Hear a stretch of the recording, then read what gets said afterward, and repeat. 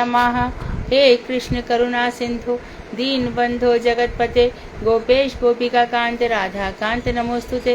तप्त कांचन गौरांगी राधे वृंदावनेश्वरी वृषभानुसुते देवी प्रणमामि हरिप्रिये। तवै वास्मि न जीवामि त्वया बिना इति विज्ञाय राधे त्वं नये मां चरणान्तिकं। गुरुवे गौरचंद्राय राधिकायै तदालय कृष्णाय कृष्णभक्ताय तद्भक्ताय नमो नमः। वाञ्छाकल्पतरुश्च कृपा सिन्धुभ्येव च पतितानां पावनेभ्यो वैष्णवेभ्यो नमो नमः। श्री कृष्ण चैतन्य प्रभु नित्यानंद श्री अद्वैत गदाधर श्रीवासादि श्री गौर भक्त वृंद। हरे कृष्ण कृष्ण कृष्ण हरे हरे, हरे राम राम राम हरे हरे। मैं सर्वप्रथम मध्य गुरुपाद में पद्म परमाराध्यतम नित्य प्रविष्ट ओम विष्णुपाद अष्टोत्तर श्रीमद भक्ति वेदांत श्री नारायण गोसाई महाराज मध्य शिक्षा गुरुपाद में पद्म परमाराध्यतम नित्य प्रविष्ट ओम विष्णुपाद अष्टोत्तर श्रीमद भक्ति वेदांत श्री बावन गोसाई महाराज के चरणार बिंद में अनंत कोटि दंडवत प्रणाम कर उनकी अति कृपा की वांछा करती हूँ। ग्रंथराज चतन शिक्षा में तदे रचेता ओम विष्णुपाद सत्यन श्री भक्ति में ठाकुर के चरणार बिंद में कोटि कोटि दंडवत प्रणाम कर उनकी अति कृपा की भिक्षा करती हूँ। मैं उपस्थित श्रोता मंडली सभी के चरणों में यथा योग्य वंदन अभिवादन दंडवत करती हूँ। साधना अनुराधा प्रश्नोत्तर।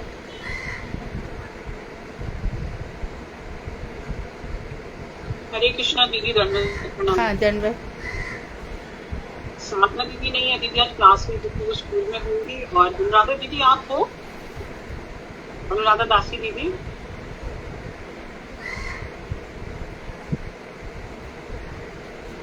नाम कौन लेगा मेरे साथ? निशा दीदी आप हो? हरे कृष्णा। निशा दीदी आप हो?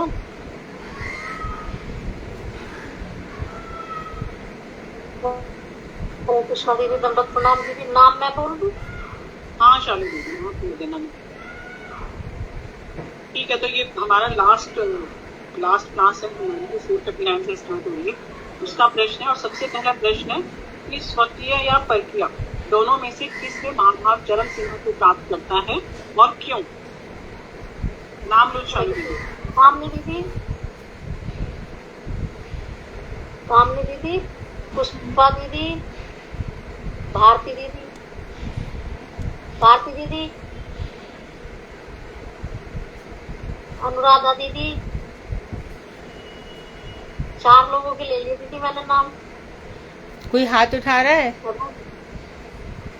नहीं दीदी, हाथ भी नहीं आया किसी का। सत्यवती दीदी को पूछ लो, वो होंगी। शैला दीदी होंगी। सत्यवती दीदी, शैला दीदी,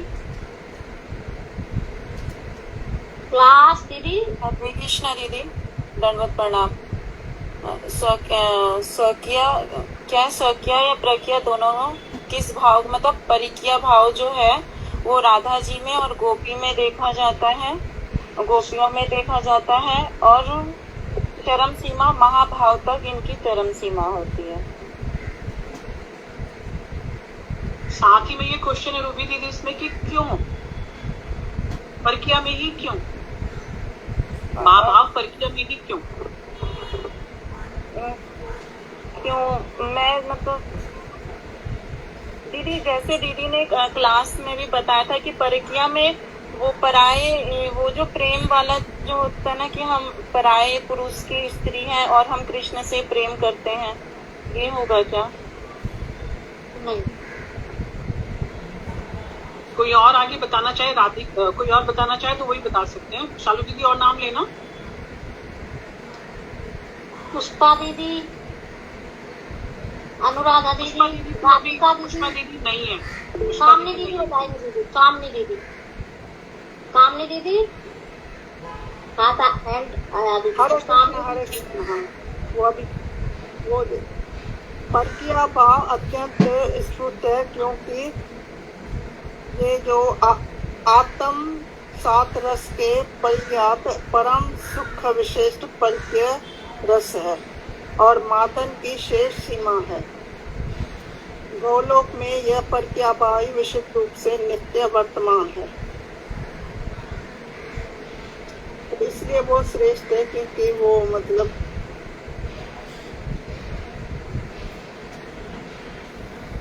आत्म योग विचित्र रस है, इसमें अंतम रसों की सभी रसों की अनुभूति होती है। जी दीदी दीदी, आप स्वकीय में बताओ, ये भी दीदी है, आप बताओ ना। स्वकीय में ये भी है दीदी कि स्वकीय में जो है वो उसका उदाहरण है द्वारका की महिषियां। और द्वारका की महिषियां क्या है कि वो सामंजस्य बना के चलती है, उनके प्रेम में सामंजस्य है। अगर भगवान कृष्ण को प्रेम करती है तो साथ ही साथ वो अपने बच्चों को, नाती पोतों को भी उतना ही प्रेम करती है, उनका प्रेम बंट गया। लेकिन जो परकीय रस है उसमें सबका ध्यान, सबका प्यार सिर्फ और सिर्फ एक कृष्ण की तरफ है। प्रेम, शुद्ध प्रेम, स्नेह जो है उनका भगवान कृष्ण की तरफ है। इसीलिए वो इस ना टॉप मोस्ट जो स्थिति आ रही है महाभाव की, इसीलिए परकीय में ही प्रकट होती है, स्वकीय में नहीं होती। परगत रस एवं आत्मयोग, जैसे ये बता रही है ना, परगत रस एवं आत्मयोग ये मिलकर के परकीय रस है।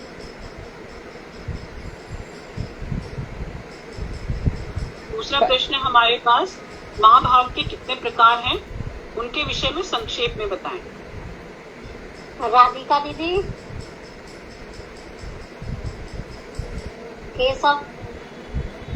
केशव सिंगल, अंजना सेमवाल। हरिका दीदी, महाभाव दो प्रकार के, रूढ़ है अधिरूढ़ भेद से महाभाव दो प्रकार के हैं।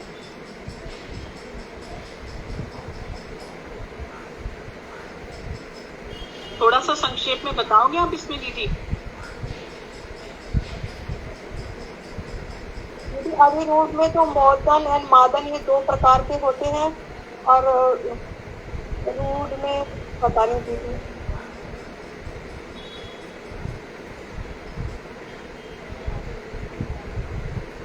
कोई और कुछ बोलना चाहेगा इसके बारे में? सत्यवती दीदी नहीं है क्या क्लास में? और अपनी फाल्गुनी दीदी? जी सत्यवती दीदी है दीदी। सत्यवती चौहान दीदी है जी। दीदी बोलिए प्लीज। महाभाव की दो रूप में, रूढ़ व अधिभाव। रूढ़ में जिसमें सात्विक भाव समूह उदित, तो अधिरूढ़ जब अनुभाव समूह दृढ़ महाभाव में व्यक्त हुए, अनुभावों से भी अधिक आश्चर्य विशेषता को प्राप्त होती है। रूढ़ महाभाव के अनुभव में क्षण भर का समय भी असह्य हो जाए और जन समुदाय का हृदय विलोडन, कल्प क्षणत्व, कृष्ण के सुखी रहने पर भी उनके कष्ट की आशंका से खिन्न होना, क्षण भर का समय भी कल्प जैसा लगना, मोह से रहित होने पर भी आत्मा का सब कुछ विस्मरण हो जाना।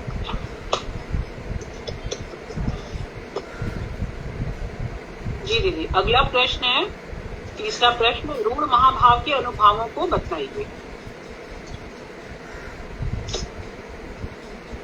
पुष्पा राघव। पुष्पा राघव दीदी को मत पूछो दीदी, उन्होंने अभी ज्वाइन किया है, उनको पता नहीं होगा। अच्छा अच्छा अच्छा, ठीक है, ओके। सचिन शर्मा, अंजना सेमवाल। ये आज कम है दीदी क्लास में लोग। हरे कृष्णा दीदी। श्री कृष्ण के मिलने के सुख में भी अति दुख और सर्व विस्मरण और क्षण कल्प के सभी अनुभव संभव है।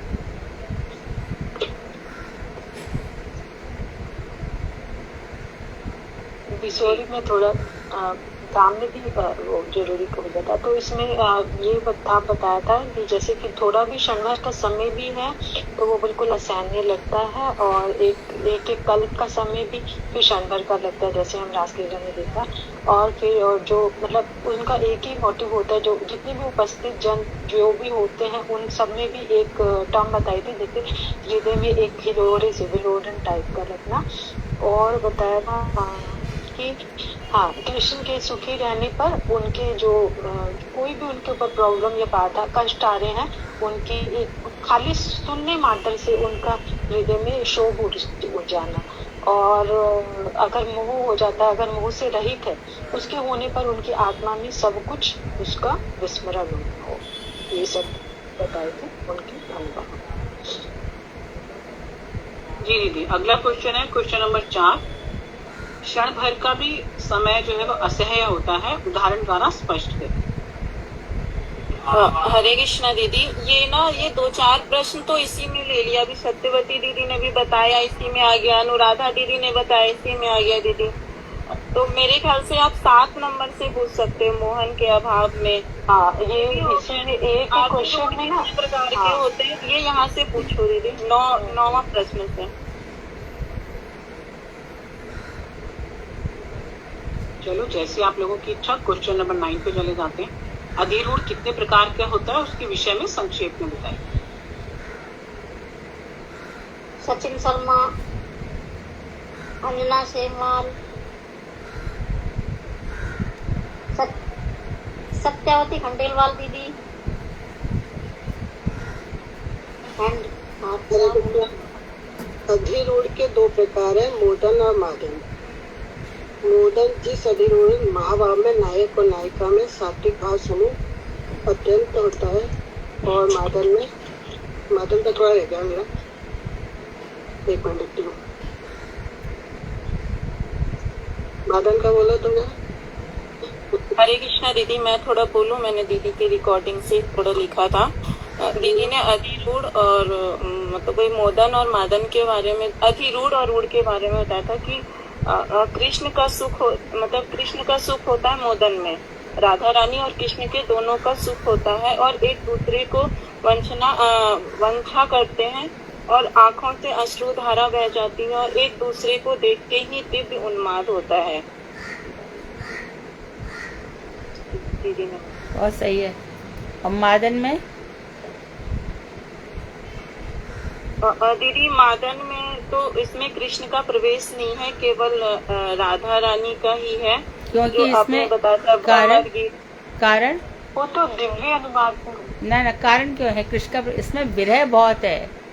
विरह बहुत है। हाँ हाँ, दीदी। और मादन नाम का जो महाभाव है ना, उसी को ही महाप्रभु आस्वादन करने आए। हाँ, मादन नामक महाभाव का। तो दीदी मादन में महाप्रभु को लिया जाएगा ना, कि किसी का आस्वादन करने के लिए मतलब महाप्रभु आए। किशोरी जी में तो था, कृष्ण में नहीं था, तो कृष्ण किशोरी जी के इसी भाव का आस्वादन करने आए थे। हाँ जी। दीदी में एक मोहन भी है ना, मोहन में उसमें तो मिलन है, मोहन में तो मिलन है। अच्छा, मोहन में मिलन। हाँ।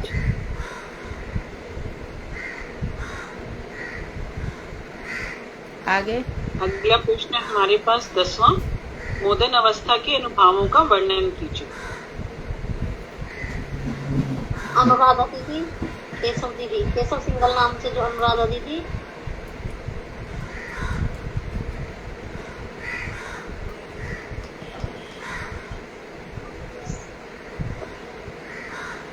कितने प्रश्न और बाकी हैं? तो दीदी कामनी दीदी,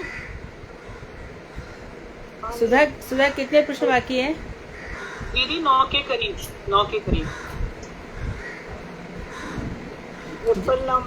जो बता दे उसी से उत्तर सुन के ना जल्दी खत्म कर लो क्लास। जलप, परिजलप, विजलप, उज्जलप, संजलप और अवध जलप, अभिजलप और आज जलप, पृथ्वी जलप एवं सुजलप वेद से चित्र जलप के 10 अंग हैं।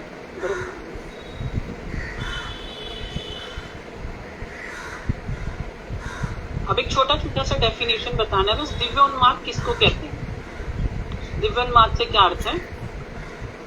उद्घूर्णा, चित्र जल, जो बताना चाहे बस फटाफट बता दीजिए प्लीज। बोलिए कामनी दीदी। हाँ दीदी, आ गए। उद्घूर्णा दीदी, चक्कर आना, चित्र जल जो मतलब सामने चित्र रखा हो और उनको देख के कुछ बोलना, मतलब नहीं, चित्र रख के नहीं, एक चित्र सांकित हो जाता है, जैसे कि ना, हाँ, सामने चित्र सा बन जाता है। दीदी इसमें जैव धर्म में आपने बताया था कि जैसे एक्चुअली कि जैसे कोई आपके सामने प्रेमी आ जाता है तो जैसे वो मिले है एकदम, उसके बाद जो हमारे हृदय के अंदर गर्व, असूया, ईर्ष्या और ये सब भाव आते हैं, और फिर उसके बाद उस पर तीव्र उत्कंठा होती है, और उसके माध्यम जैसे जो हमारी तब बातचीत होती है उसको एक चित्र इकट्ठा हो गया ना, वो सब देखे तो चित्र जल बोलते हैं उसे। आगे जी दीदी, नेक्स्ट क्वेश्चन ले लेते हैं। 12वां क्वेश्चन, चित्र जल के कितने अंग हैं, उनके नाम बताइए। नाम बता दीजिए, संक्षेप में छोड़िए, सिर्फ नाम बता दीजिए। हाँ दीदी, एक है प्रजल्प है, परिजल्पित है, विजल्प है, उजल्प है, संजल्प है, अवजल्प, अभिजल्प, आजल्प, अतिजल्प और सजल्प। 10 प्रकार किस तरह से। जी, अगला क्वेश्चन 13 नंबर, मादन के लक्षण बताइए। सत्यवती दीदी,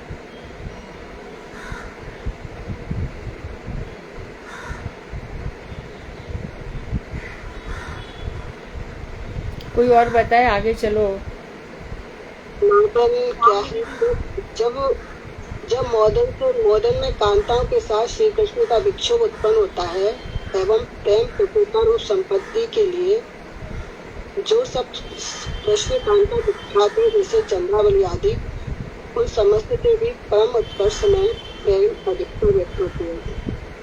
ऊपर के गुण भी प्रकाशित होते हैं, उसे मदन भाव कहते हैं। यह परम महिमा में मोदन एकमात्र श्री राधा जी के युद्ध में ही संभव है, संभव नहीं है। यही आह्लादी शक्ति का सुविलास या परम गति रूप है। यह सुविलास या श्रेष्ठ मधुर आख्या है। जी दीदी, अब ये मादन की ही है, तो इस क्वेश्चन को स्किप करते हैं, अगले में आते हैं 16वें में। रस स्वरूप और रस के भोक्ता स्वयं कृष्ण भी संपूर्ण रूप से मादन की गति नहीं जानते, ये कैसे संभव? कामनी दीदी, स्वयं कृष्ण मादन की गति नहीं जानते, इसमें ठीक उत्तर छपा है, इसलिए वो क्या बनकर आए? महाप्रभु। वो मादन को फील ही नहीं कर पाए, राधा जी के मादन को फील नहीं कर पाए कृष्ण, रियलाइज ही नहीं कर सके।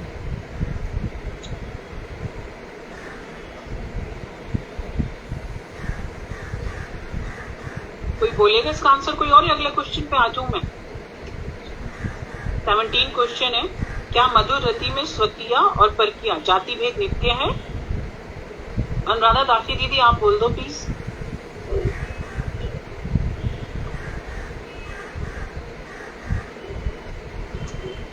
केशव की मम्मी अनुराधा दीदी, आप सुन रहे हो? साधना जी हो तो, साधना जी नहीं है। एक सेकंड, कोई आ गया, एक सेकंड दीदी, इसलिए प्रॉब्लम है, कोई आ गया।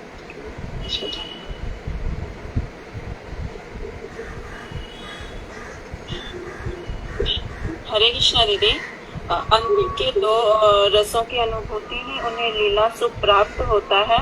परगत रस ही चरम सीमा को प्राप्त परिक्रिया रस कहलाता है, और वृंदावन में यह चरम विस्मृति परिक्रिया भाव तो अत्यंत ही प्रस्फुलित करता है, मतलब उनको सुख प्रदान करता है, संतुष्ट।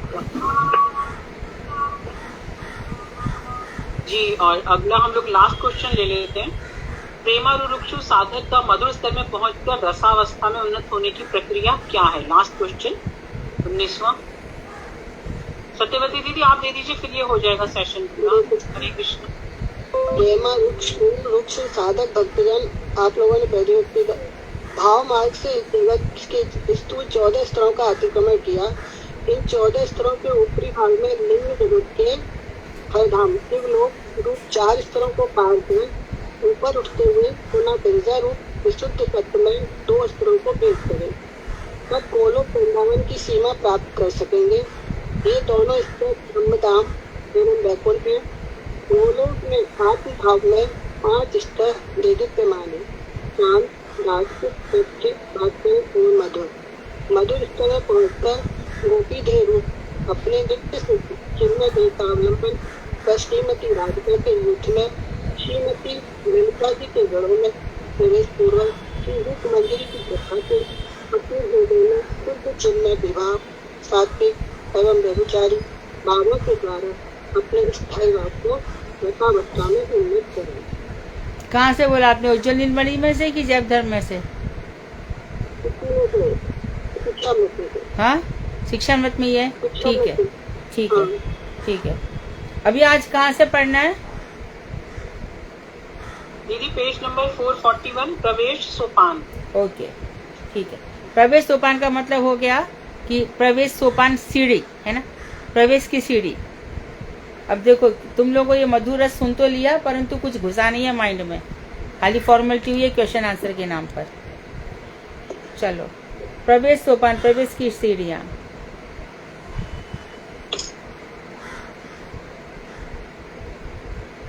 रस के सभी विचारों को जानकर अष्टकालीय नित्य कृष्ण लीला में प्रवेश कर अपने अधिकारोचित क्रिया, सेवा तथा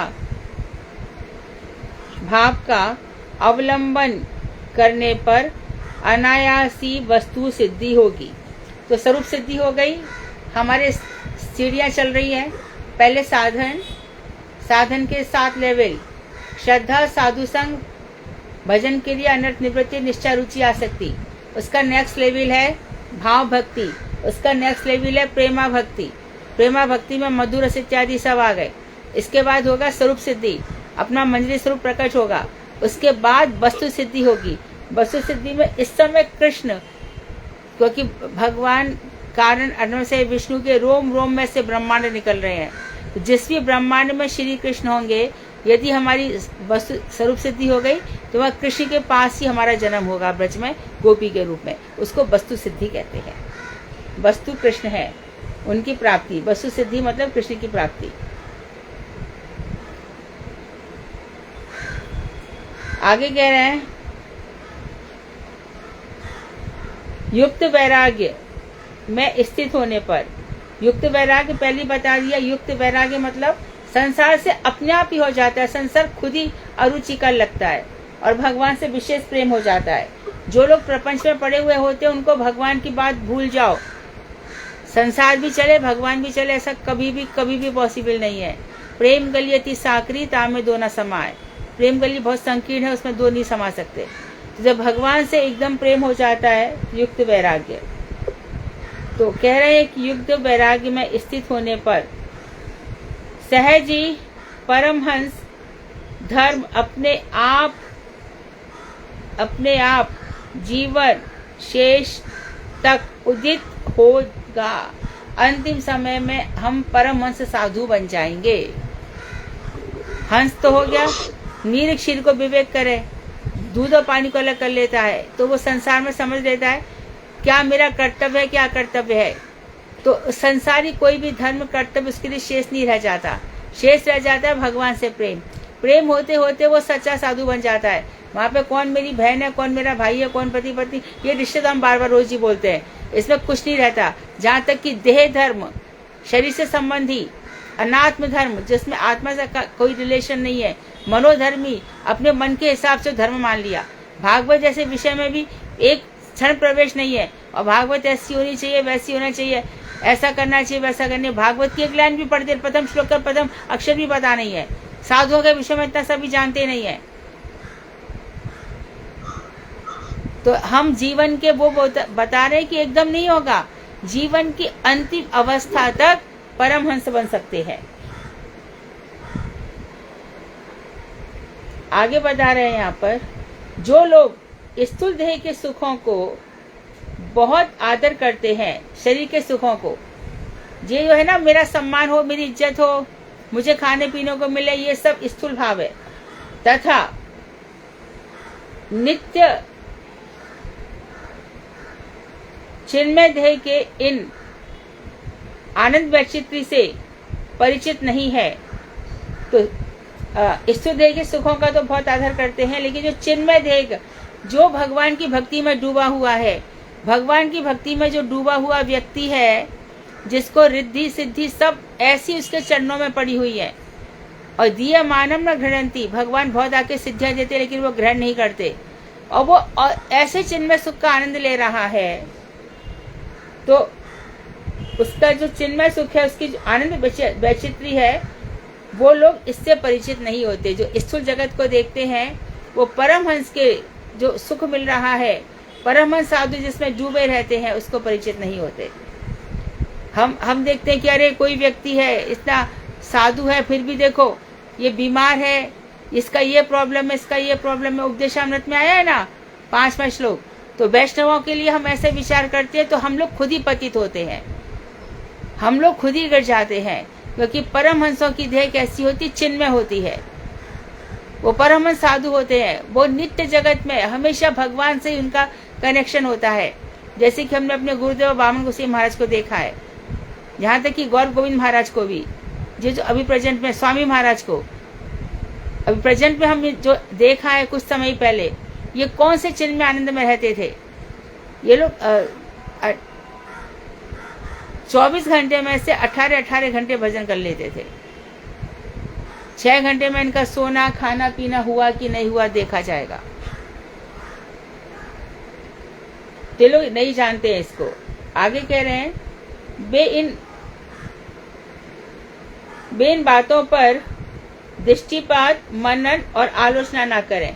तो जो लोग स्थूल जगत में है कि महात्माओं ने क्या खाया क्या पिया कहाँ रहे कैसा किया, उनका अधिकारी नहीं है। इसके लिए जो स्थूलदर्शी हैं वो महात्माओं के जीवन पर विचार ना करें तो अच्छा ही है, क्योंकि ऐसा करने पर वे इन वर्णनों को मांस चर्मगत कार्य समझकर या तो अश्लील मानते हुए निंदा करेंगे, और ये लोग क्या करेंगे कि बस ऐसे लोग राधा कृष्ण के प्रेम को भी नहीं समझ पाएंगे, महाप्रभु के गंभीरा को भी नहीं समझ पाएंगे, क्योंकि वो स्थूलदर्शी हैं, और बस वैष्णव निंदा करेंगे। जहाँ तक कि शंकर जी को भी नहीं छोड़ेंगे, शिव जी को भी नहीं छोड़ेंगे, और शिव के भक्त कृष्ण को नहीं छोड़ेंगे। ऐसी इनकी स्थूलदर्शिता है। अरे शंकर जी के पास हम क्यों जाए, वो तो सांप पहनते हैं, वो तो शमशान की भस्म लगाते हैं। अरे हम तो वैष्णव हैं, विष्णु भक्त हैं, हम वहाँ क्यों जाएं। ऐसे से निंदा करेंगे। और देखो वैष्णव निंदा का भी ये है, यदि हम ये कह दें, जैसे कि कल गुरुजी ने बताया था परसों कि वैष्णव निंदा हमने कर ली, और हम कहते कि जाके चलो इतनी बड़ी निंदा करी, जब वैष्णव से माफी मांगो, माफी तो हम नहीं मांगेंगे। तो देखो यदि उससे माफी नहीं मांगी, जैसे गुरुदेव कह रहे हैं कि डॉक्टर के पास गए, डॉक्टर कहता है कि इसकी सर्जरी करा लो, या फिर जज के पास गए, एक मर्डर केस हो गया, जज ने कहा कि तुमने मर्डर किया है, आगे से नहीं करूंगा, परंतु तूने जो मर्डर किया है उसका फल तो तेरे को भोगना ही पड़ेगा ना, इसीलिए तुमने वैष्णव निंदा करी है, उसका फल भोगना ही पड़ेगा। वैष्णवों के पास ही जाकर के कि हम चलो भगवान से कह देंगे भगवान आगे सब नहीं। जैसे कि दुर्वासा जी को अम्बरीश के पास भगवान ने भेजा ही, इसलिए वैष्णव निंदा से बचो। वैष्णव चिन्हित ना, वैष्णव को पहचानने की किसी के अंदर क्षमता नहीं है। शुद्ध वैष्णव बनना, उसको समझना बहुत बहुत बड़ी बात है। ये यहाँ पर बता रहे हैं कि इसलिए आप ना तो उनके पास दृष्टि डालें, अपनी निगाह भी ना डालें, और ना उनके आपस में बैठ करके मीटिंग करें, मनन करें, और ना ही इसके विषय में आलोचना करें, क्योंकि ऐसा करने पर वे इन वर्णनों का वर्णन कार्य समझकर अश्लील जानते हुए निंदा करेंगे, अथवा आदर कर प्राकृत भाव में निमज्जित होकर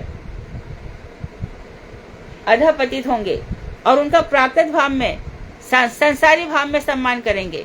जो सम्मान के योग्य नहीं है उसका भी सम्मान कर बैठेंगे, और फिर अधपतित, उनका नीचे पतन होगा। श्री चैतन्य देव ने लिखा है, खुद महाप्रभु कह रहे हैं, यदि हरि स्मरणे सरसा मनः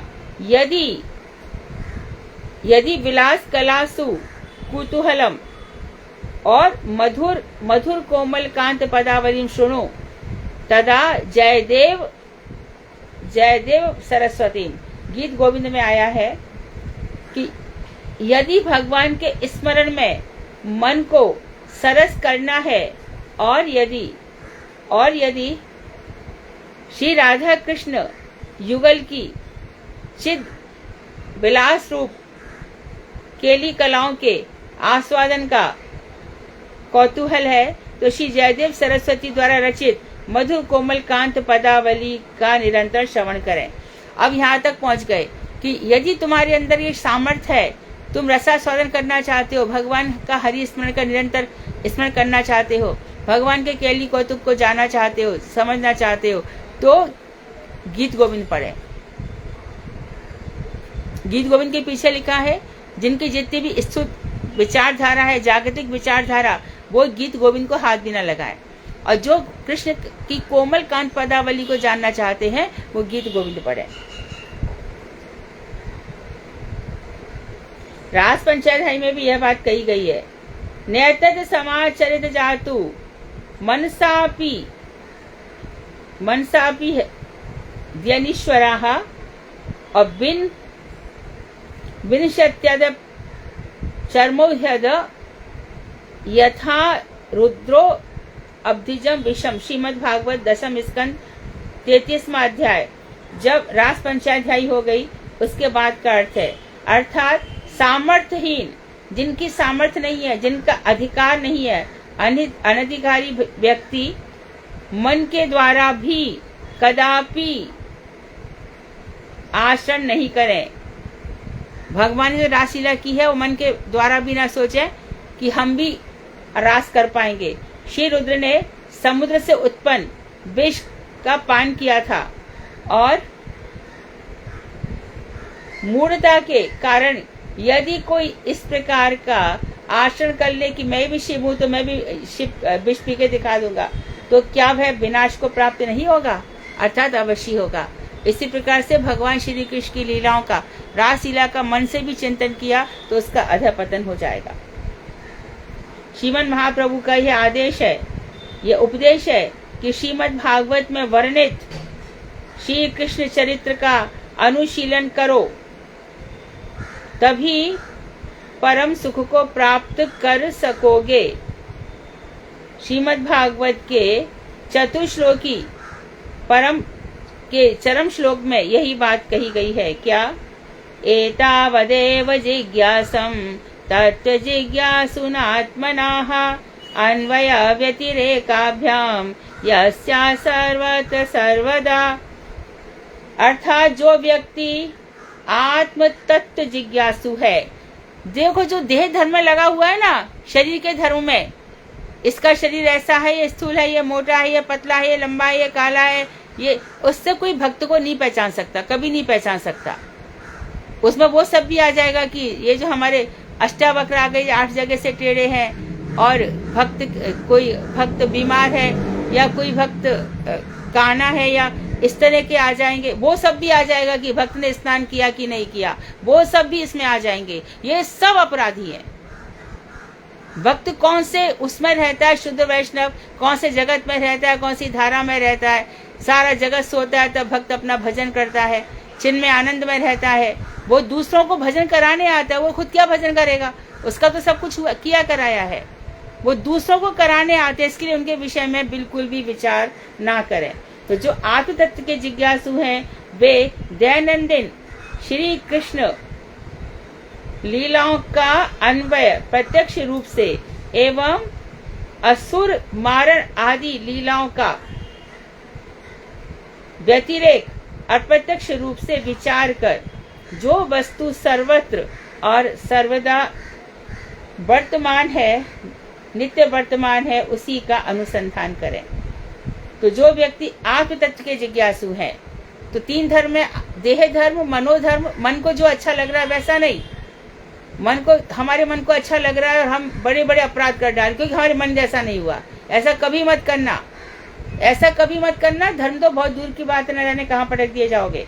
तो जो व्यक्ति आत्म तत्व के जिज्ञासु हैं वे दैनंदिन जो भगवान श्री कृष्ण की नित्य प्रक्रिया की भगवान कैसे करते थे उनका अपने जीवन में अपना व्यक्ति अन्वय रूप से, और जो भगवान ने असुर मारे हैं इन लीलाओं का व्यतिरिक्त रूप से अप्रत्यक्ष रूप से विचार करें। अर्थात आप असुर इत्यादि को तो मार नहीं सकते, न असुर आपके जीवन में आने वाले। हमारे असुर कौन कौन से? काम, क्रोध, मद, लोभ, मोह, ईर्ष्या, वो तो भगवान के नाम से अपने आप ही बिना मारे नष्ट हो जाते हैं। तो जो वस्तु सर्वत्र और सर्वदा है अर्थात कृष्ण, उसी का अनुसंधान करें, उसी का भजन करें। परमात्म तत्व ज्ञान ही प्रेम रूप प्रयोजन है।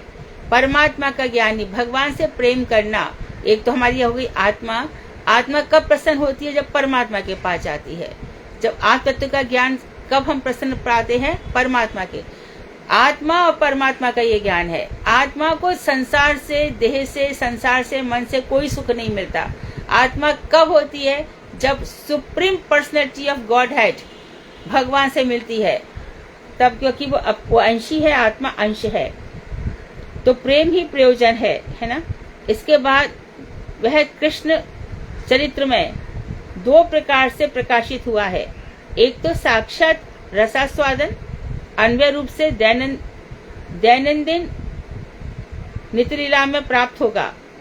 भगवान की जो दैनंदिन लीलाएं हैं वही अष्टकालीय लीला है। अष्टकालीय लीला में दैनंदिन अर्थात 3-3 घंटे की निशांत लीला, नैश लीला, मध्याह्न लीला, इनका चिंतन करें, इनका अनुसंधान करें और आनंद लें। उसके बाद असुर मारण आदि लीलाओं में व्यतिरेक रूप से श्री कृष्ण तत्व जाना जाता है। पूतना वध से आरंभ करके कंस वध तक असुर वध लीला है। ये लीलाएं व्यतिरिक्त रूप से अर्थात स्थूल रूप में भौम ब्रज में और केवल अभिमान के रूप से ही निर्गुण गोलोक में वर्तमान है। बहुत अंडरस्टैंड करने वाली लाइन है, अंडरलाइन कर लीजिए इस बात को कि जो कंस से वध तक हम रोज बताते रहे हैं, असुर वध लीला केवल यहीं पर होती है, भौम जगत, भौम वृंदावन में, इस भूमि पर, इस वृंदावन की भूमि पर। लेकिन ऊपर इनका खाली मात्र भाव है। भगवान कृष्ण को लगता है कि मैंने असुर मारे हैं, पर ऊपर कोई ऊपर असुर पहुंच ही नहीं सकते तो मारेंगे क्या? वहां असुर प्रवृत्तियां कहाँ से आएंगी?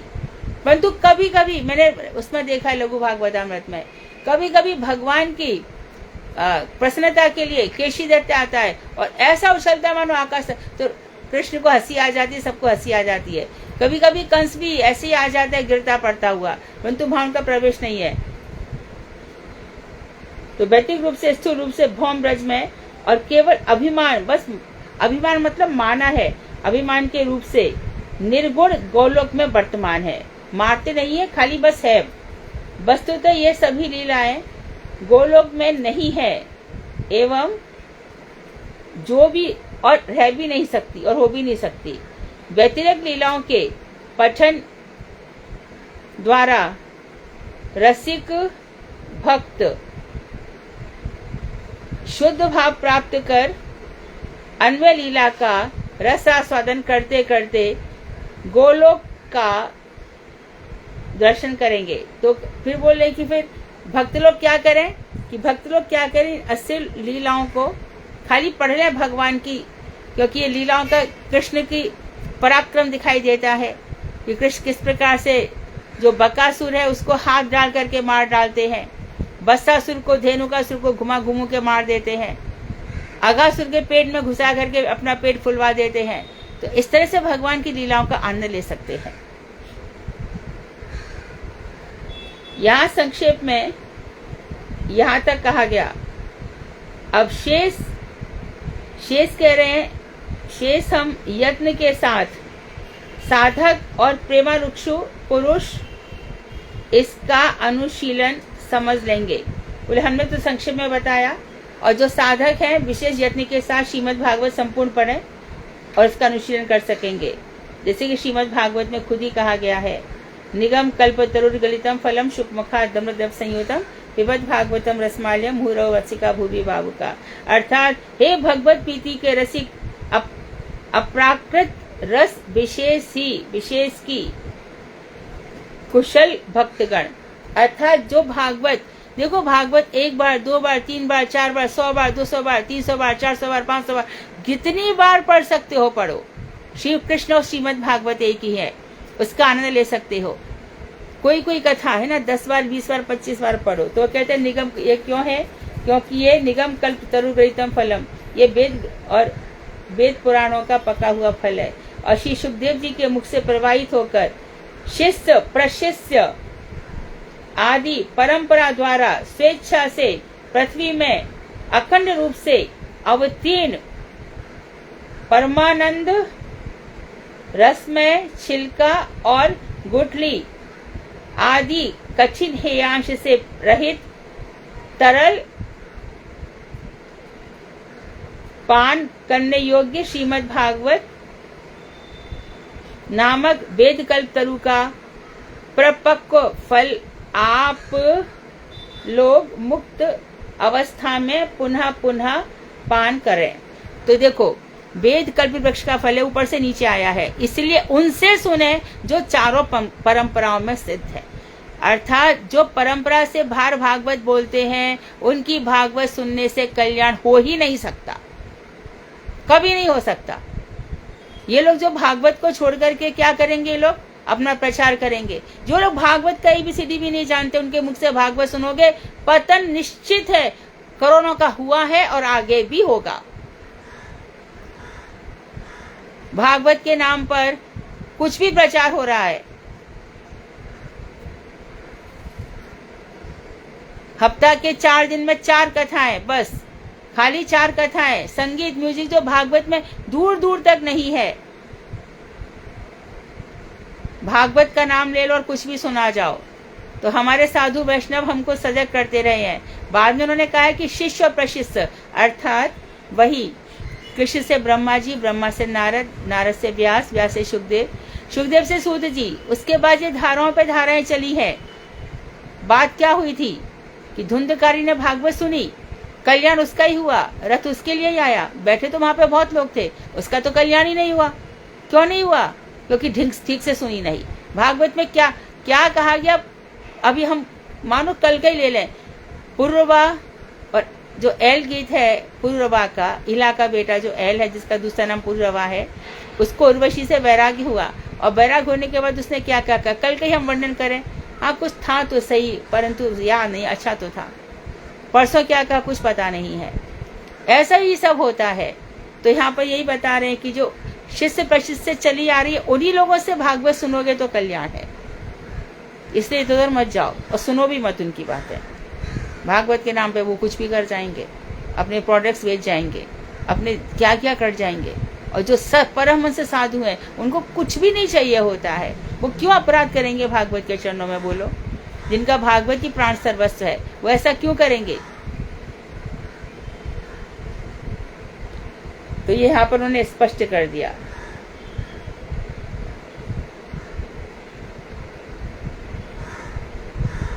तब तक पान करते रहे, तब तक व्यतिरेक अनुशीलन की आवश्यकता रहती है, जब तक कि महारस में निमग्न नहीं हो सकते। जब तक कि भागवत का दिव्य उन्माद, दिव्य रस हमारे अंदर नहीं आता, तभी तक हम फालतू की बातें करते रहते हैं। व्यतिरेक अनुशीलन का यथार्थ फल उदय होने पर ही गोलोक का निर्गुण प्रेम उदित होगा, निर्गुण रस उदित होगा।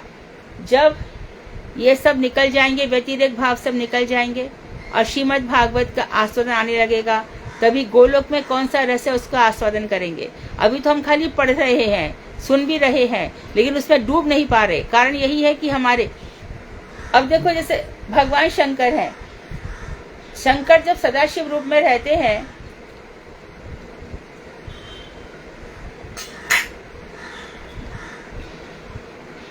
तो वे माया से रहित है, एकदम माया से रहित है सदाशिव रूप में। लेकिन अब देखो ये बातें तुम लोग समझोगे कि नहीं समझोगे मैं नहीं जानती हूँ, पर मैं बता देती हूँ, कोई 1-2 तो समझ ही जाएंगे। तो अब वो सदाशिव है, उनको माया टच नहीं कर सकती। लेकिन भैया जिन शंकर को उमा के साथ सृष्टि करनी है, वो माया को स्पर्श करेंगे कि नहीं?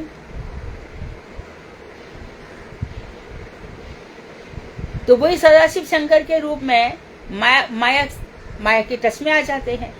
खुद ब्रह्मा जी ने कहा है, कहाँ पे कहा है? ब्रह्म संगीता में कहा है।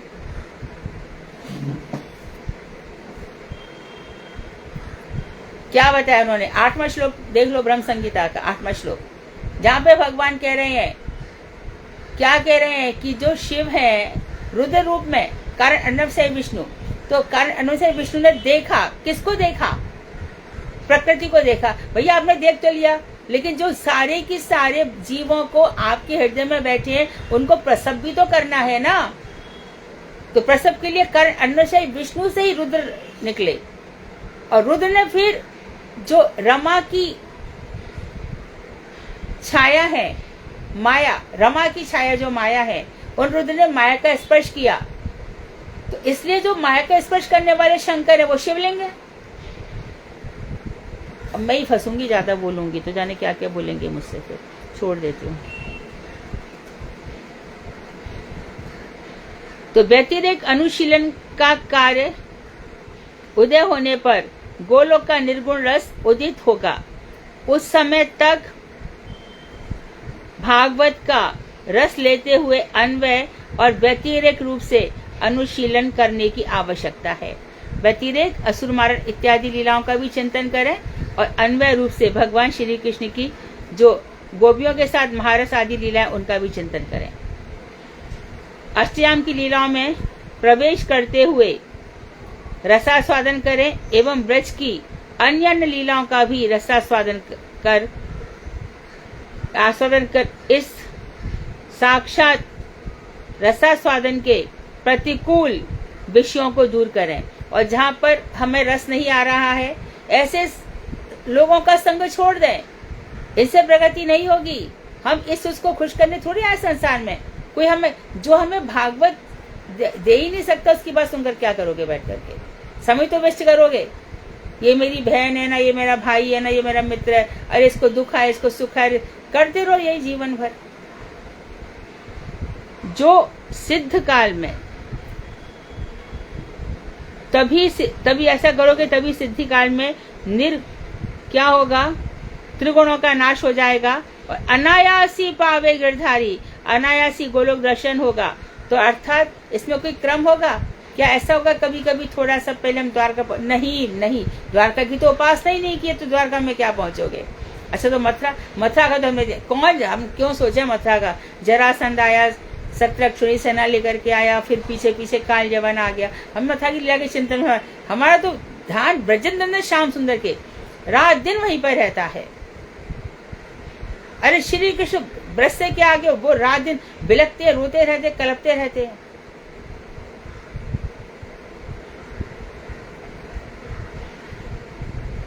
तो और फिर क्या करेंगे? सिद्धि जब हो जाएगी तब तीनों 17 स्तंभ का अनायासी नष्ट हो जाएगा और अनायासी अचानक गोलोक दर्शन आपके सामने आ जाएगा। जैसा कि भागवत में वर्णन आता है कि एकादशी के दिन हमारे नंद बाबा, उनको पता नहीं चला, वो जल्दी निकल गया, उसी बेला में ही वरुण को पकड़ के ले गया। अब नंद बाबा जिनके पिता हैं उनको पकड़ने की ताकत किसमें है? परंतु वरुण जी की क्या मंशा थी कि इस बहाने कृष्ण आएंगे, मैं उनको दर्शन करूंगा, आरती उतारा जाएगा, ये सब होगा। तो इन सब का चिंतन करें तो अनायासी। फिर तब उन्होंने कहा, ब्रजवासियों ने, कन्हैया, जब नंद बाबा ने आके कहा कि भैया मेरा तो वहां पे इतना स्वागत हुआ, वहां तो कृष्ण का बड़ा सम्मान होता है, ये वो सब बताए, कृष्ण को लेकर के सब लोग इतने प्रसन्न थे। तो सारे सखा बोले कि अरे कन्हैया तूने बाबा को दिखाया, हमें भी तेरा दिखा, तेरा धाम कैसा है? तो कन्हैया ने दिखाया, हम ब्रज में ही ठीक है, हमें क्या करना है सबका। तो कन्हैया ने बैकुंठ दिखाया, उनका मन ही नहीं भरा।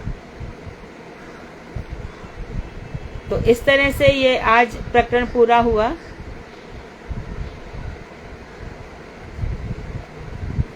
ये समाप्त हो गया क्या ग्रंथ? नहीं, अब आएगा ग्रंथकार का निवेदन। तो आज हम यहीं पे विराम लेते हैं, ठीक है? तो इस ग्रंथ का जो ग्रंथकार क्या कहना चाहते हैं, उपसंहार आएगा अष्टम वृष्टि, उसको हम कल पढ़ेंगे।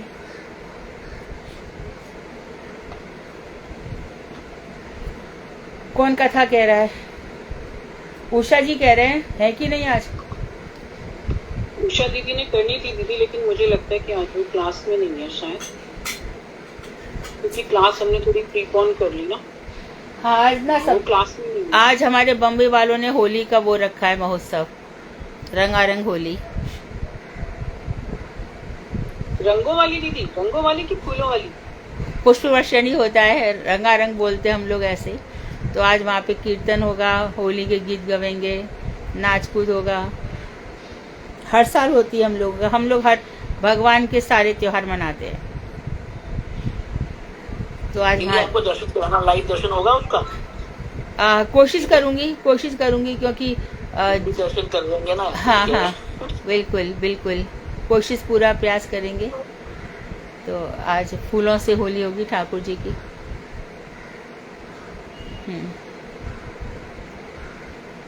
कोई और कथा कहना चाहेगा? तुम हो यहाँ पर भारती? भारती है इधर? भारती दीदी भी नहीं है आज। हरे शुरू कृष्णा। में थी वो, शुरू में थी लेकिन अभी नहीं। हरे कृष्णा। हाँ। ये नवयोगन संवाद के कुछ 4 प्रसंग सुना दो। भारती भी आ गई है शायद। भारती तुम हो? नहीं। हाँ, नहीं है दीदी, सत्यवती दीदी बोलना चाह रही है। नव योगेंद्र संवाद। अच्छा, तो मैं बता दूं तो ये लोग समझ लेंगे। पहले श्रीमद् भागवत के 11वें स्कंध में ये जो ऋषभ देव के 100 पुत्र थे ना, तो इसमें तो एक तो भरत थे, बाकी जो 80 थे वो कर्मकांडी हो गए। यज्ञ इत्यादि करना, उन सब में फंसे रह गए। यज्ञ इत्यादि करके गोलोक धाम नहीं मिलता, स्वर्ग मिलता है। और स्वर्ग में बस थोड़े दिन, स्वर्ग में क्या मिलेगा? सुरापान कर लो और अप्सराओं के साथ रह जाओ, इतना ही मिलेगा। फिर वहां से धकेल दिए जाते हैं। तो ये सब कर्म कांड रहते हैं। तो 80 तो वहां चले गए। और ये जो नव योगीश्वर, ये नव योगीश्वर हो गए 9, और 1 हो गए भरत जी 90, और 10 कौन हो गए? जो 9 वर्षों के राजा बना दिए गए। इस तरह से इनका ऋषभ देव का ये चला है चरित्र। तो ये नव योगीश्वर संवाद में जो 9 योगीश्वर हैं, जिसमें एक कवि है, एक हवि है, एक ध्रुविल है, एक पिपलायन है।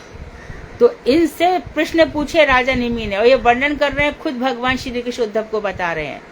तो आप ये नव योगीश्वर संवाद में 9 प्रश्न, 9 प्रश्नों के उत्तर है। तो आप पहला लेकर के बता दो। तो 9 योगीश्वर में से पहला योगीश्वर से प्रश्न पूछा है राजा निमि ने। सपोज ऐसे प्रश्न है कि माया क्या है, बहुत सुंदर सुंदर प्रश्न पूछे हैं। इसी में वर्णन आता है अवतारों का, इसी में खुला है कि हमारे महाप्रभु भी कृष्णम वर्णम त्वचा कृष्णम। तो यहाँ पर कृष्ण जो है वो राधा जी का त्वचा वर्णम कांति लेकर के आए। ये सब बातें नव योगीश्वर संवाद में खुली है। नव योगीश्वर संवाद भक्ति की दृष्टि से, सिद्धांत की दृष्टि से सर्वश्रेष्ठ है। तो आप एक नव योगीश्वर संवाद बता सकती हैं। पहले प्रश्न बोलिए, कौन से नौ योगीश्वर का नाम बताइए। राजा निमि ने क्या प्रश्न किया? जनक वंश में जो चले आ रहे हैं, है ना, बताइए।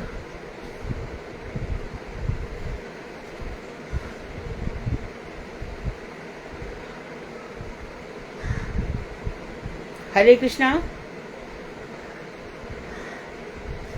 सत्यवती दीदी अनम्यूट करो आप अपने आप को, आपकी आवाज नहीं आ रही है। ओके, हाँ वो माइक बंद था। गुरुवे गौरचंद्राय राधिकाय तदालय कृष्णाय कृष्ण भक्ताय तद्भक्ताय नमो नमः। वांछा कल्पतरुभ्यश्च कृपा सिन्धुभ्यो च पतितानां पावनेभ्यो वैष्णवेभ्यो नमो नमः। गुरुदेव के चरणों में असंख्य कोटि दंडवत प्रणाम। मधु दीदी के चरणों में कोटि कोटि दंडवत प्रणाम। हरे कृष्णा। सभी वैष्णवों के चरणों में यथा योग्य दंडवत। एक समय देवर्षि नारद वसुदेव जी के घर पधारे। श्री वसुदेव जी ने उनका यथायोग्य अभिवादन किया। उसके बाद प्रणाम करके जिज्ञासा करने लगे और कहने लगे, साधु एवं का पदार्पण प्रपंच में उलझे हुए प्राणियों के लिए भी बड़ा सुखकर और मंगलकारी होता है। हम आपके शुभ दर्शन, शुभ आगमन से तत्कृत हो गए हैं। मर्त्य जीव जिसे श्रद्धा पूर्वक सुनकर सभी प्रकार के भय से परित्राण प्राप्त करता है, मैं आपके निकट उसी भागवत धर्म को सुनने की इच्छा करता हूँ। इन्होंने क्या बोला, समझ में आ गया सबको? कोई तो समझा होगा एक जन। नहीं आता समझ में, रोको ना कि नहीं समझ में आ रहा है, क्या फायदा फिर। देवर्षि नारद जी आए वसुदेव जी के घर में, तो उनसे जिज्ञासा कर रहे भागवत धर्म की सुनने की। वसुदेव जी के यहाँ पर देवर्षि नारद आए हैं। वसुदेव जी के यहाँ पर, वसुदेव कृष्ण के पिता के यहाँ पर, और वसुदेव जी कह रहे हैं कि मुझे भागवत धर्म बताइए। और उसमें क्या बताया, क्योंकि जो साधु होता है उनका दर्शन अमोघ होता है। जब ये आते हैं तो कुछ ऐसी बातें हमको बता करके जाते हैं। तो आप हमको बताइए कि भागवत धर्म क्या है। तब नारद जी कहेंगे कि यही बात जनक ने उद्धव से पूछी थी नवजोगीश्वर से। आप थोड़ा धीरे बोलिए।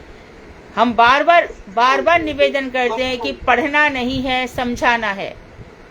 रीडिंग से कोई लाभ नहीं होगा। रोज ही हम बोल रहे हैं। पूर्व जन्म में मैंने देव माया से मोहित होकर संतान की कामना से भगवान श्रीहरिया की आराधना की थी। किसने की थी? किसने की थी? हाँ, ये वसुदेव जी बोले। हाँ। आप मुझे ऐसा उपदेश दीजिए जिससे मैं जन्म मृत्यु के संसार से अनायास की मुक्ति को प्राप्त कर लूं।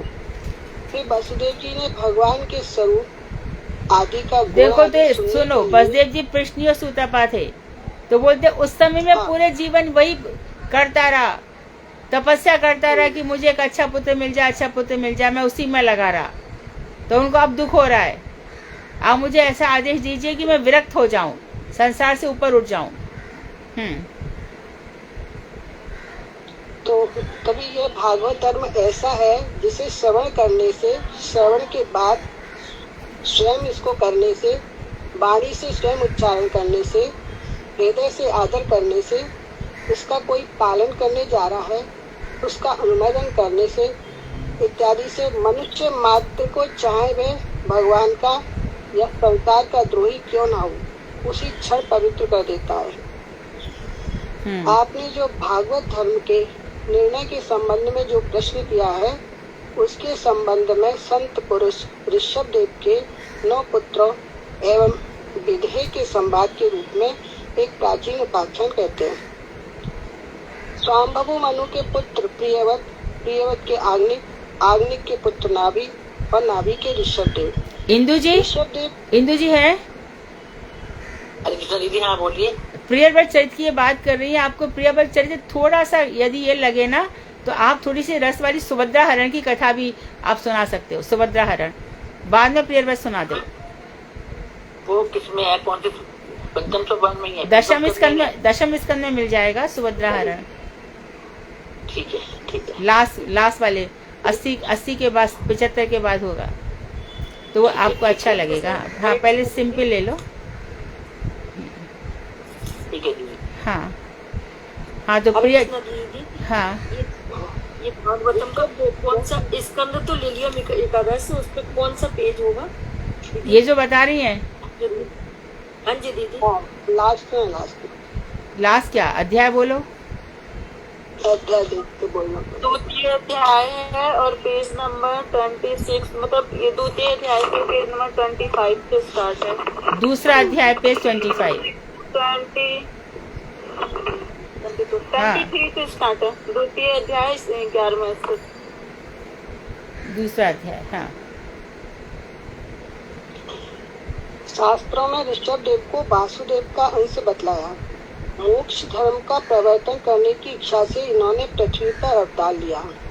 क्या किया इन्होंने? क्या कर लिया? अवतार लिया। मोक्ष धर्म का प्रवर्तन करने की इच्छा से। हाँ, अब देखो इस चीज को समझो। ये है ना, भागवत में वर्णन आता है ना ऋषभ देव का, तो ये भरत जी के पिताजी हैं, ठीक है। तो ये ऋषभ देव ने क्या कर लिया कि एकदम दिगंबर हो गए, बिल्कुल सब कुछ छोड़ दिया, जंगल में जाके रहने लग गए। और ये इनके मलमूत्र विसर्जन करते थे, उसको शरीर पे लगा लिया करते थे, लेकिन इनके मल से इतनी सुगंध आती थी कि पुष्पों से भी क्या सुगंध आएगी, क्योंकि भगवान के भजन थे। तो इन्होंने ऐसे अपने बाल खोल दिए सब। तो आप देखिए जैन लोग इन्हीं को अपना वो मानते हैं, आराध्य देव। तो इन्होंने वेश तो अपनाया है दिगंबरों ने, लेकिन उनके जो सिद्धांत है उनको नहीं अपना पाए। वो अरिहंताय नमा करते ना जैन लोग, अब ऋषभ देव ये सब जैनेन्द्र ये क्या करते हैं ना, ये यहीं से लिया है, इनके यही ऋषभ देव है, इनका वेश लिया है, सिद्धांत नहीं लिए। अभी हम भरी सभा में बोलेंगे ना, तो ये लिखा है, सब जानते भी हैं, परंतु लोग बोलते नहीं है जानबूझ करके। हाँ, अरिहंत राजा लिखा है। अरिहंत राजा देखो साफ आ गया, अरिहंत राजा ने ऋषभ देव का वेश ले लिया था। ऋषभ देव के 100 पुत्र हुए, वे सभी वेदों के पारदर्शी थे। 100 पुत्रों में सबसे बड़े राजर्षि भरत थे। वे भगवान नारायण के परम प्रेमी भक्त थे। उन्हीं के नाम पर इस भूखंड का नाम भारतवर्ष पड़ा। पहले इसका नाम अजनाव था। भरत जी सारे भूमंडल का राज्य भोगकर अंत में तपस्या के लिए वन में चले गए। तप योग से भगवान हरि की आराधना कर ये 3 जन्मों में राजा, फिर दूसरे जन्म में मृग जन्म और तीसरे में परमहंस जन्म भगवान हरि को प्राप्त हुए। अब ऋषभ देव के 9 पुत्र भारतवर्ष के चारों ओर स्थित जम्बू द्वीप के 9 खंड भारत, किमपुरुष, हरि, कुरु, हिरण्मय, रम्यक, इलाव्रत, भद्राशव, केतुमाल अधिपति हुए। 81 पुत्र कर्मकांड के प्रवर्तक ब्राह्मण हुए। शेष 9 पुत्र कवि, हवि, अंतरिक्ष, प्रबुद्ध, पिपलायन, आभिहोत्र, द्रुमिल, चमस और करभाजन। विदयराज निवि ने नव योगेंद्रों से 9 प्रश्न पूछे। सबसे पहला प्रश्न, आत्यंतिक कल्याण क्या है? दूसरा है भागवत धर्म। तीसरा, भगवान विष्णु की बहिरंगा माया किसको कहते हैं? चौथा प्रश्न, इस माया की निवृत्ति किस प्रकार से होती है? 5वां प्रश्न, ब्रह्म का स्वरूप क्या है? 6ठा, फल भोग मूलक कर्म, भगवत अर्पित कर्म एवं नेक्स्ट कर्म किसको कहते हैं? और विषाद। 8वां है, भगवत अवतार की लीलाएं क्या क्या हैं? नमाय ब्रह्म का स्वरूप क्या है? इसमें से कवि का एक बता देती हूँ। कवि ने कहा अत्यंत कल्याण। अभी आप पहले किसका बता रही थी? भागवतन बताया था ना आपने। आत्यंत कल्याण क्या है? पहला जो है, कवि ने कहा देह गे आदि तुच्छ एवं असत वस्तुओं में आत्मवृत्ति होने से जिन लोगों की चित्त वृत्ति धृताप से अत्यंत संतप्त हो रही है, भगवान ने अज्ञानी पुरुषों को भी सुगमता से आत्म प्राप्ति के लिए जो सुगम उपाय है उनको स्वयं अपने मुख से बतलाए। भगवान को प्राप्त करने के लिए भगवत भक्ति का साधन ही सर्वश्रेष्ठ उपाय है। इसी को भागवत धर्म समझो।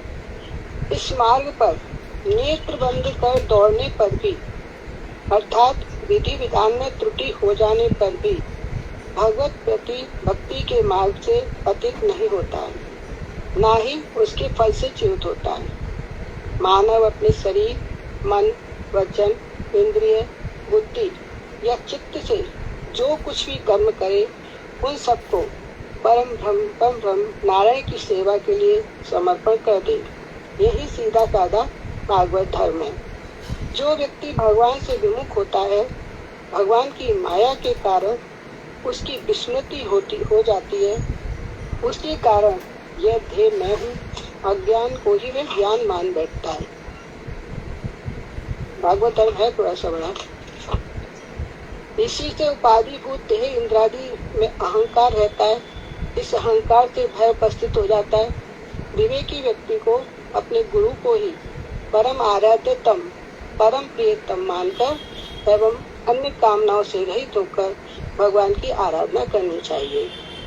यह भौतिक जगत असत्य होने पर भी मनुष्य के भोग संबंधी मानसिक चिंतन के कारण निंदा काल में भी उसे स्वप्न दिखाई देता है, तथा इच्छित पदार्थों के समान जागरण काल में भी इस प्रपंच का प्रकाश होता है।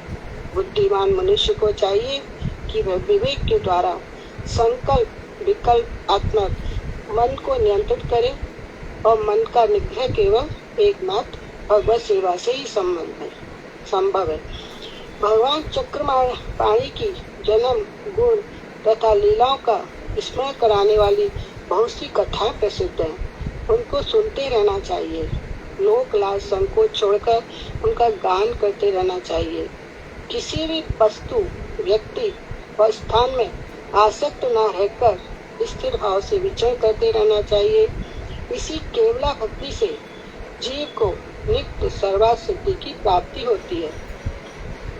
जब यह विशुद्ध व्रत ले लेता है तो उसके हृदय में अपने प्रियतम श्री हरि का नाम कीर्तन करने से प्रेम का अंकुर उदित हो जाता है, चित्त द्रवित हो जाता है। कभी वे खिलखिला कर हंसता है, कभी फूट फूट कर रोने लगता है, कभी ऊंचे स्वर से भगवान को पुकारने लगता है, कभी मधुर स्वर से उनके गुणों का गान करता है, अपने प्रियतम को अपने नेत्र के सामने अनुभव करता है, उन्हें प्रसन्न करने के लिए उन्मत्त की भांति नृत्य करने लगता है। जब नाम संकीर्तन से प्रेम भक्ति का उदय होता है, तब उसके अंदर श्री कृष्ण के दर्शन की उत्कंठा रूप अग्नि से उसका चित्त रूप स्वर्ण गलित हो जाता है।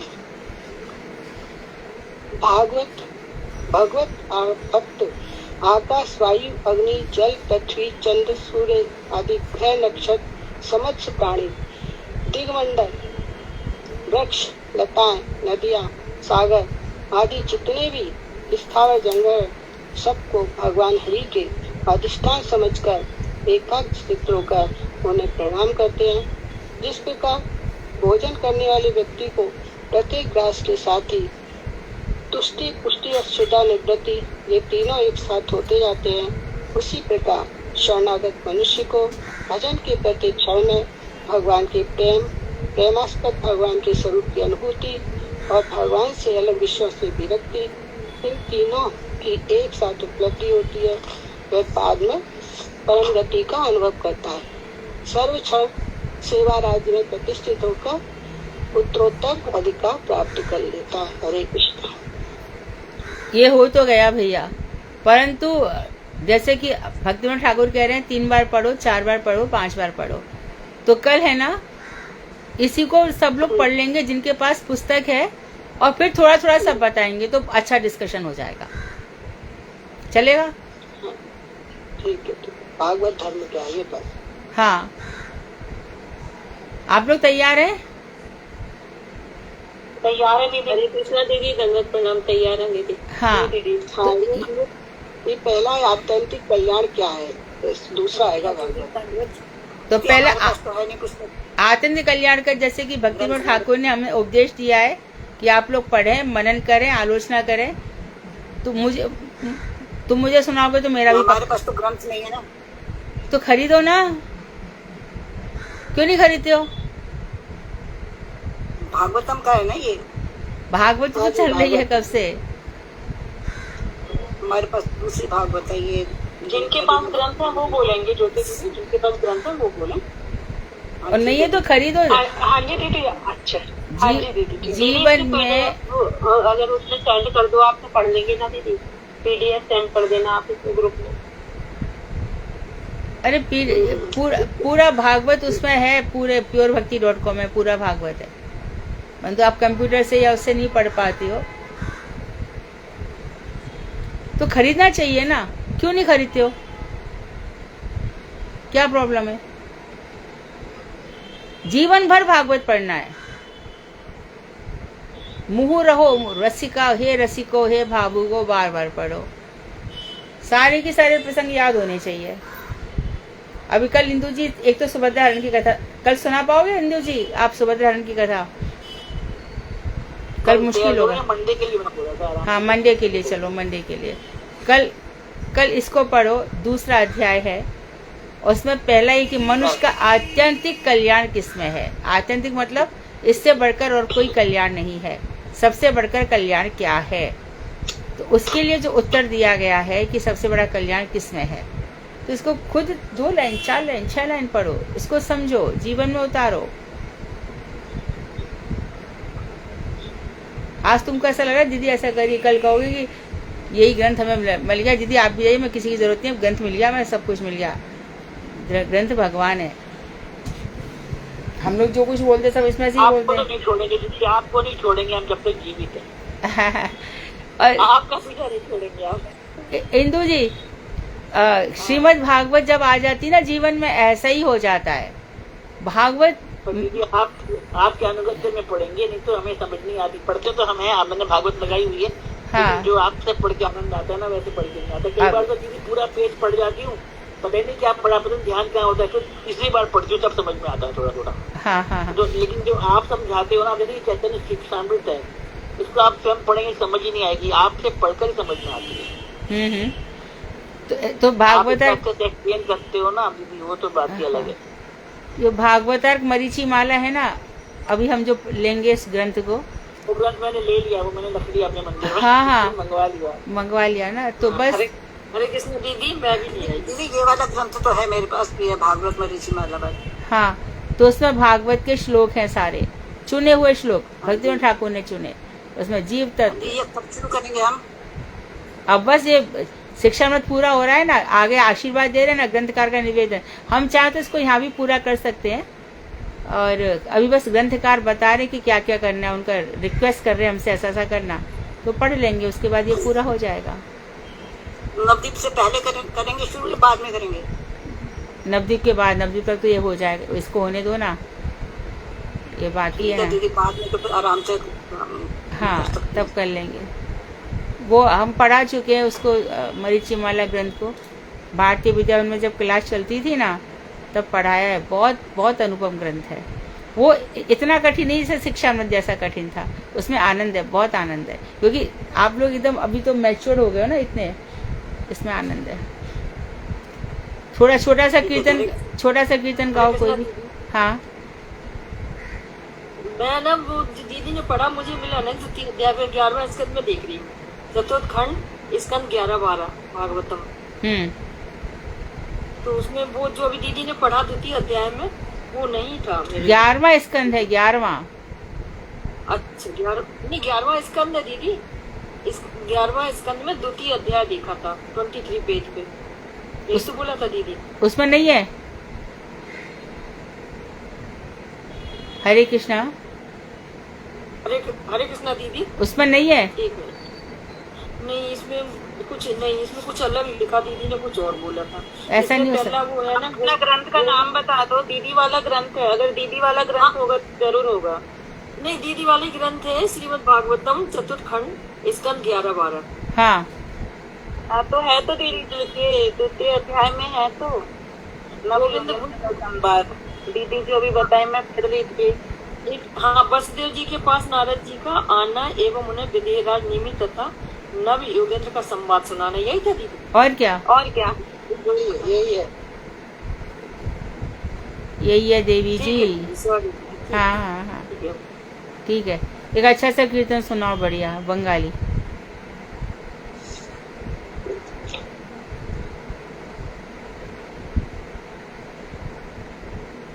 कौन गा रहा है? हरे कृष्ण दीदी, मैं गाऊं? गाओ।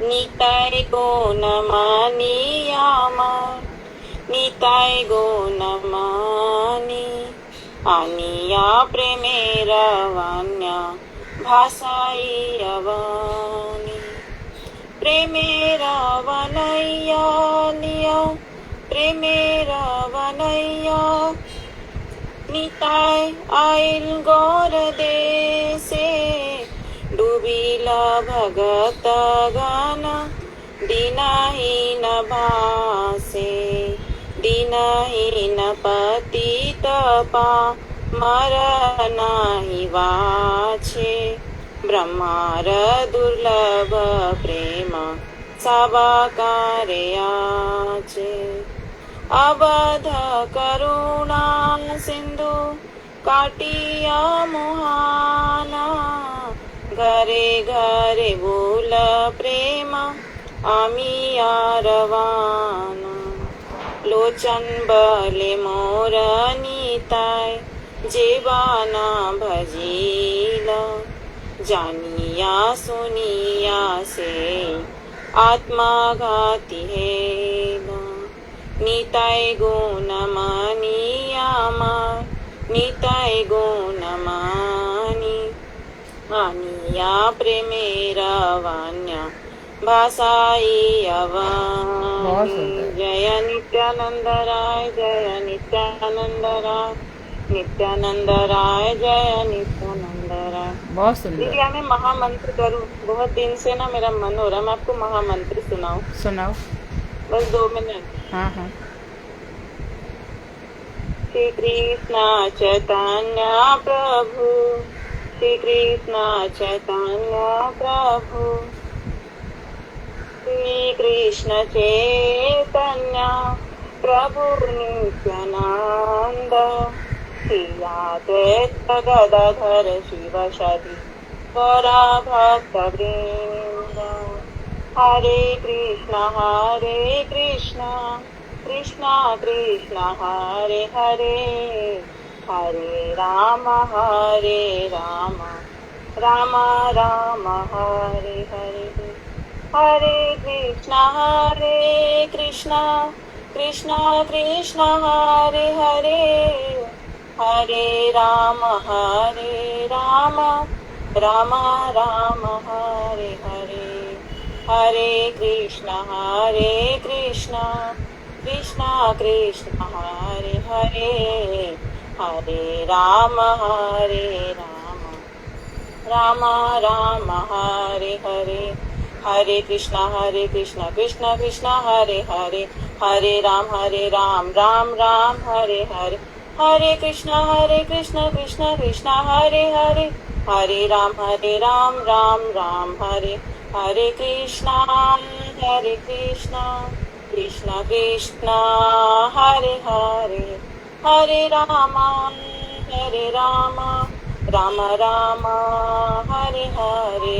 निताय गौर हरि बोल, हरि बोल, हरि बोल, हरि बोल। निताय गौर हरि बोल, हरि बोल, हरि बोल, हरि बोल। हरे कृष्णा दीदी, बहुत सुंदर, प्रणाम। बहुत। प्रश्नोत्तर भी तैयार कर रही हो, कीर्तन भी तैयार कर रही हो। वो तुम्हारे लिए राजे दीक्षित प्रभु कह रहे हैं, जैसे कि घर घर में ब्रह्म कुमारी घुस गई हैं, ऐसे घर घर में रूबी घुसेगी और सबको कृष्ण भक्त बनाएगी। हम